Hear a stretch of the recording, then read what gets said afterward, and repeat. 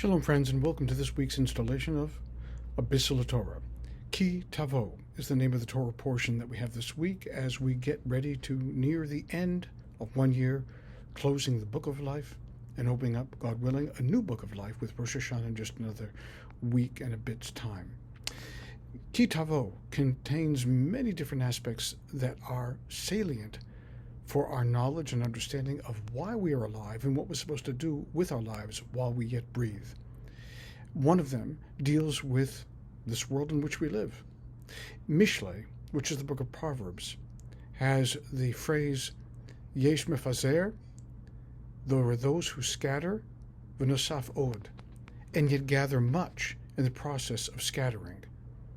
What Biselleh, which is scribed by none other than the great King Solomon, meant by this is that the more we give away, the more we aggregate to ourselves. Life is not for collecting. Life is not for getting more and more for ourselves so that we can find ourselves richer, more well endowed than everybody else, but it's all about sharing what we have. The gifts that we have are meant to be shared with other people, which is why we have the laws of tithing, which is why we have the laws of creating a more just world. Sharing not only what we have, but treating the world with justice as well, people as well as the earth itself. There are many laws that revolve around how we create a better environment for everyone else and for ourselves and for the world, the physical world in which we live. And the more that we give to the world, whether it be people or animals or the earth itself, the richer we become soulfully and the richer we may become monetarily as well. Because one bleeds into the other, so says the great King Solomon. Also in this week's Torah portion, we find words that resonate very deeply at Passover time. Arami Oved Avi, that my father was a wandering Aramean.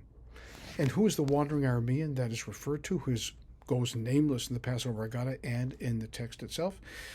Well, the sages say it was none other than Lavan. So what is or who was Lavan? He was the person that was the deceiver. He was the person that was the antithesis of everything we just spoke about. And we remember him specifically because the Torah is trying to instruct us, don't be like that. Don't hold your fist tightly and give to nobody else, whether it's solace of word or kindness of act, or throwing away things or digging up the earth and trying to destroy it further, whatever that might mean in our own personal life. Our responsibility is to create a better world that is easier and kinder for everybody else, and the things that we're given are given only on loan.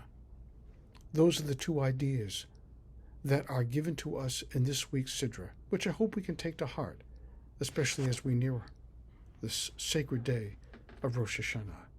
Shabbat Shalom.